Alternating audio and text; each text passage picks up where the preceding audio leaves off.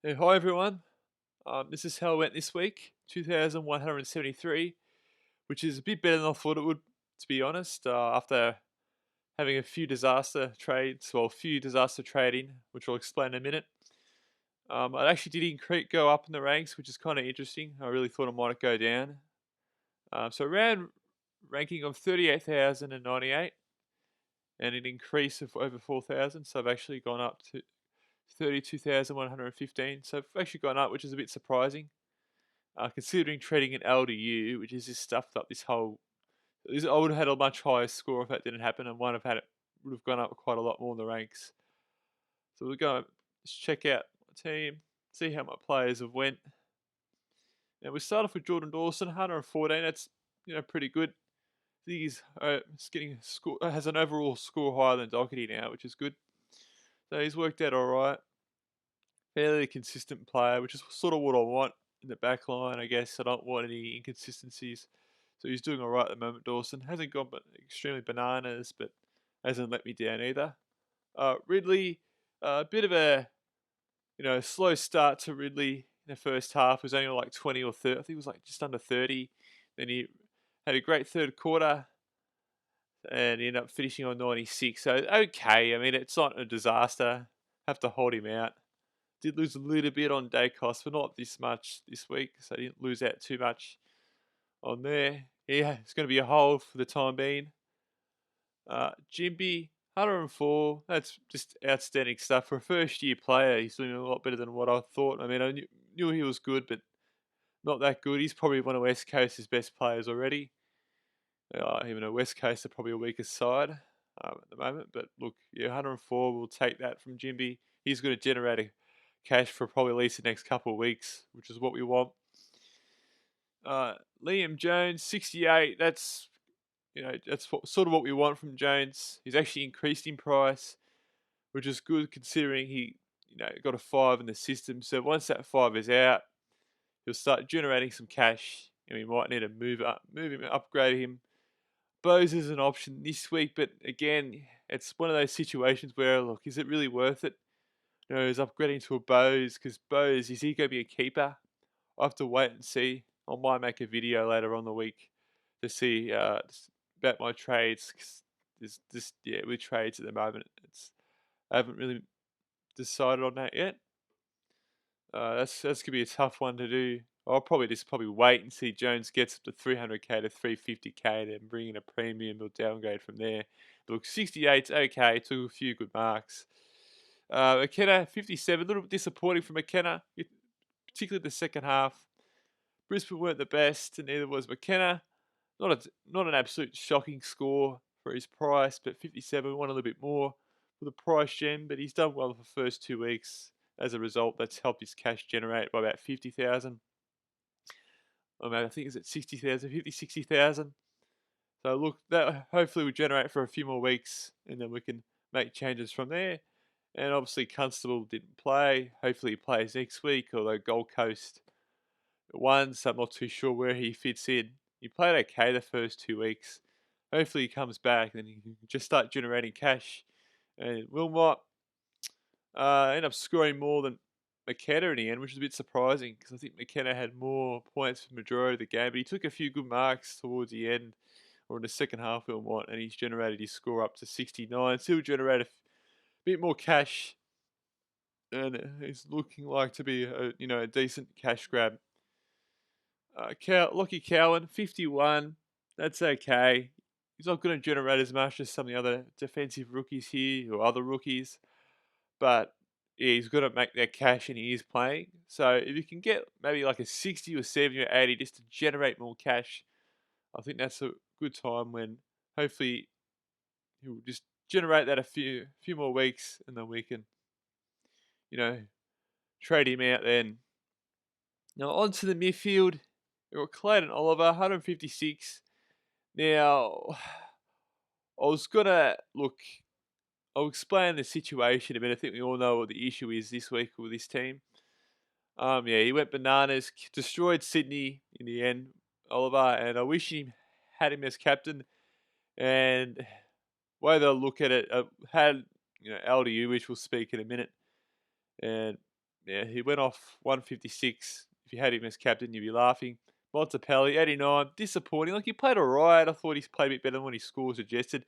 Failed to break, over 100. Now, this wouldn't be so bad if LDU actually played and stuffed up my round, really. I probably lost over 100 points with this pick, to be honest. Laid out, just stuffed up, just stuffed up everything. Just bullshit, it's just absolutely nonsense. With him just going out, this stuffed up my scoring. I couldn't bring on Cam McKenzie as an emergency, which I only lost 11 points for long. So at least my emergencies did well this week, which sort of saved me, which is why I still end up in the top 20% around, or around about top 20% this week, just outside of it for the round. So look, that sort of helped me in a way, but it stuffed up my captaincy. That's where I lost the most points. With a late hour, by the time I, checked, it was just a little bit too late. At least I could have changed the captain's score in, and, I could have changed to Oliver, and I could have got like another 70 odd points, which would have won me a few more games and boosted me up the ranks. It's just frustrating. It's bullshit. He wasn't even playing anyway, but since his team, is playing, I've got him on field, I can't do anything about it. But I was able to, bring in long score so I don't end up with a donut. Because of Hopper as well playing. So, which is a bit frustrating too. He didn't play Hopper. So if Hopper and LDU come back, he now help my side out and hopefully generate a few more cash. And that would look. Everything was going well up until that point, and I probably could have been a top 10,000 for the round, maybe even higher if things went my way. But not to be. That's Supercoach for you. It's a bit frustrating. That's just bad luck. There's just nothing you can do about that at all, really. I know some people are able to trade him out or prevent the trade in or swap it with the captain in time. But for a lot of other people, they like me, they didn't. Expect to be on the app or on the website. At that time, it's just frustrating. And I really just look. I reckon that changed the game. I reckon North Melbourne had their two best players out in Simpkin and LDU. I mean, that's the main reason why Hawthorn won. It just stuffs up everything. On to Tom Green, 100. That's okay. Maybe a little disappointing. Probably want, a bit higher considering he's performed well in the last 2 weeks. But we'll take 100. That's going to increase his price more. And he's probably hoping to be a keeper or M8, M7 more likely. Will Setterfield, 82. Yeah, maybe a little disappointing. More than Tom Green. I mean, we did lose this week, Essendon. But he had those two good scores coming into his cash generation anyway. So look, we'll take it. I'll trade him in. And it looks like a decent move in terms of generating cash, and the value is there. But will he be a keeper? I don't think so. Maybe M8 at best, or maybe a luxury option there as on your bench. But we'll just have to keep him there for now. And then once it stops making money, we'll have to look to make changes. But I'll probably hold onto the buy unless something happens or some other option that is better for my side. Now on to Wobble. Speaking of probably the most disappointing who played on my side team this week, who was actually fielded, and that is Warple 45. This is a bit annoying because he is not a complete pod, but not everyone has Warple, and it's one of those selections that has just sort of cost me this week as well. Not as bad as LDU not playing, obviously, but it's probably probably the second biggest problem this week. And I thought he would go over 100 this week, playing North Melbourne against a weaker side, and they won as well. Hawthorn, I thought he would absolutely dominate, but it wasn't his. It wasn't his game. He did kick a goal, so without that goal, we're probably on like 30, 35, which is crap. So this is back to the Warple the last couple of years, and it's a bit frustrating. He has increased in price, which is what I want, but 45, I can't take it. Maybe a 70 or even a 60, but 45, I mean, come on. Didn't even score a 50 against North. I mean, embarrassing. So, not too sure now with Warple. So, I'll have to hold him for another week because he hopefully will still make some more money. And this is the problem. I'll just have to have a look. I'll just have to probably hold, I reckon. Jacob Hopper, look, yeah, he's got injured. Hopefully he'll come back next week and play. Still a bit hesitant now. That injury may present. He may, look, he may not perform his best, but we'll soon see. I mean, Stewart, that's another story. With Tom Stewart, he's got trolls everyone 4 weeks that comes back. He's playing. It's just frustrating. Gets 150 in the losing side. But we'll talk about that. Talk about that later, and we move on to Will Ashcroft 80. Yeah, look, okay from Ashcroft. Brisbane were a bit disappointing. So Ashcroft, look, yeah, that's what we want. Everyone has Ashcroft, so I'm not going to go into it too much. Mackenzie 89. Look, a little bit frustrating. Having off the field, he actually outscored Warple and only have a slightly lower average in him, which is a bit fascinating to be honest. So look, yeah, lost 11 points, or if you include Warple, lost a bit more. So we'll hold him for a few more weeks. He's going to generate some cash. 95 from Baker, which is excellent. That will boost his cash generation, and it's sort of what we want. So he's going to be in the Messiah for another couple of weeks unless something happens. Bulldogs played well. Same with Baker. They won the game. They've, a lot better this week. Bulldogs, a lot more pressure. Happy with Baker. Also, Noah Long traded him in, which was a good move because it gets rid of Campbell Chaser, who isn't going to generate as much cash, and he saved me with the emergency this week. Noah Long saved me 78. Did his job, saved me from an absolute disaster of a week, which I thought it was going to be, and it probably not should have, but having a captain not play just stuffs up everything. Like I said, that move cost me 150 points and an even bigger boost up the rankings. I could have been probably in the top 20k, but it didn't happen. Now on to the rucks. Sean Darcy, look, 132. It's a good score. Stops his cash falling even more than what it was looking to be. They did play, a weak ruckman against West Coast and they won. So I'm not going to expect this every week. It's just sort of a saviour. Should I trade him? I don't know. It's like English and Wits have gone up. Because he's not the only ruckman who's disappointing. Marshall as well. He's been disappointing. 78 considering they won. I think Draper outscored him in the end, which is not what was expected. I was expecting Marshall to get 100, 110, considering they won as well. So it's like, what do we do with the rucks? Should I trade Darcy? Should I trade Marshall? I'm not too sure. I don't even think these are the two best two rucks now. And we've got Wits and English who are killing it. Particularly English, who I had him a preseason team and he goes bananas. And then, it's just frustrating. You pick preseason players in your side and they end up performing the team you have in your main side. And it's just frustrating. So that's the one I just have to tap the L on for now. Will I do a trade? Not right now. I'm looking to bring in cash generation players now. And later on, I'll just have to pay up for the top dollar for players. But there's still a question mark with English. Will he play every game? And look, for him, hopefully he does. But that's not a guarantee, to be honest. What we've got now, Radwiglia, 47. He's generated a little bit more cash. But look, we're not expecting too much. We're hoping for like a 60 or 70s. We'll probably boost his cash generation more, and that's what we're hoping from him. So look, he might be a trade out, I reckon, if we've got a good ruck coming up. I think a guy from Ryan from Richmond might be a good option. But one of the Richmond rucks, I think, is coming through. He may be an option this week, and we'll have to trade Radaglia out just for cash generation. I'll just have to have a look at that. Might be one of the trades I do. Onto the forward line. Josh Dunkley, 108. It's your standard stuff. Everyone has Dunkley. He hasn't really lit the world on fire this season, but hasn't performed terrible either. So look, just your average score from Dunkley standards. Everyone has Dunkley, so I'm not going to talk too much more about that. Connor Rosie, 126. His best score of the season. And look, he's going to be a hold. Sort of down to my question marks a little bit after 2 mediocre games. Considering Porto lost, he did all right. Was one of their better players. Tim Taranto, 112. Look, he's just Tim Butcher Taranto. This sums up him in a nutshell.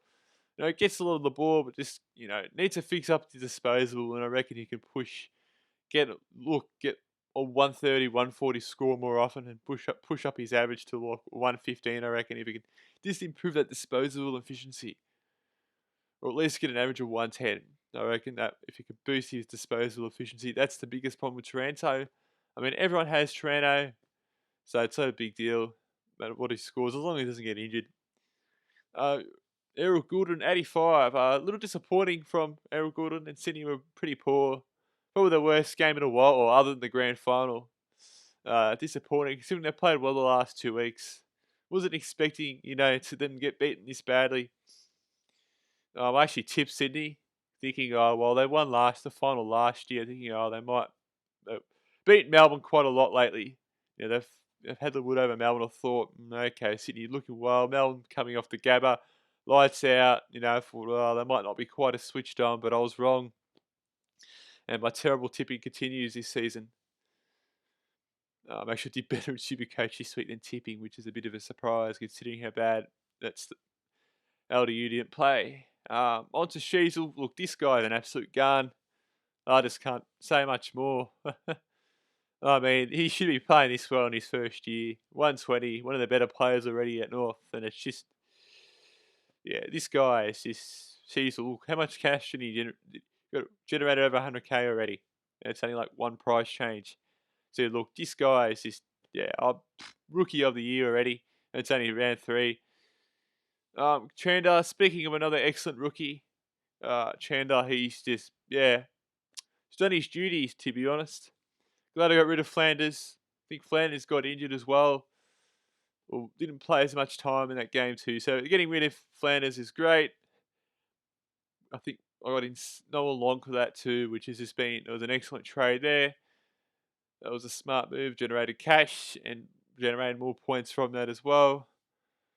On to Davey, 66. Yeah, look, decent score from Davey. He's going to help his cash generation, and his job security looks to be all right.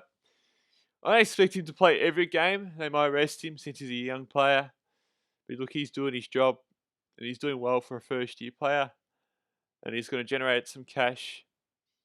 So my 4 lines did pretty well this week. Even my Davey did all right too. So I'm happy with the 4 line.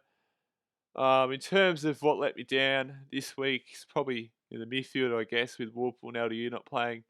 But I did my emergency saving this week, which is why I actually went up the rankings. I was expecting to go down.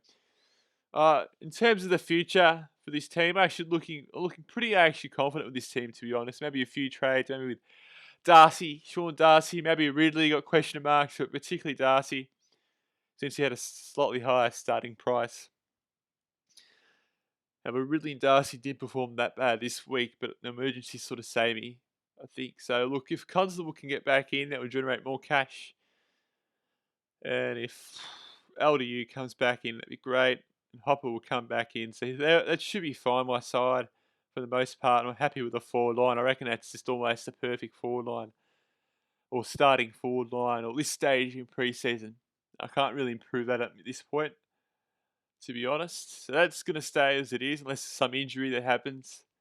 Rux is a bit of a concern. Everyone has Marshall, so it's probably not worth trading him at the moment. Maybe bringing a Wits soon, maybe, or an English later on. It's a bit frustrating because I'm going to make a loss out of these rucks. Considering Marshall's number 1 ruckman, I thought he'd be up there. But look, it's only round 3. It's probably the only major concerns I have with this side. And maybe Warple, will I trade him out? Probably not. But everyone out, other than that, I'm pretty happy with this side for the most part. I've got a lot of the cash generation players. Some of them other players don't, so I can get an advantage over them. I think it's some of the premiums that I've had in my side have probably let me down. And that's, yeah. Overall, look, I reckon I'm going to go up the rankings the next few weeks, hopefully, providing nothing goes bad. It's just the injuries are just killing me at the moment. And Stewart coming in and he scored like 150, and it's just, what was it, 150, or did he score even more? I don't know. He just scored an excellent score, and it's just killed.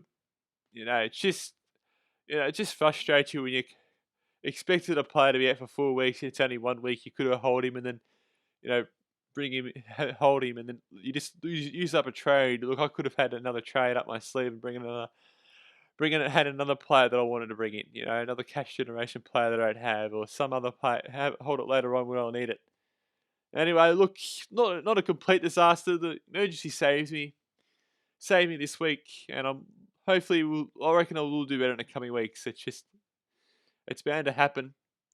It's just luck just hasn't gone my way. Thank you for watching. Like and subscribe if you enjoyed.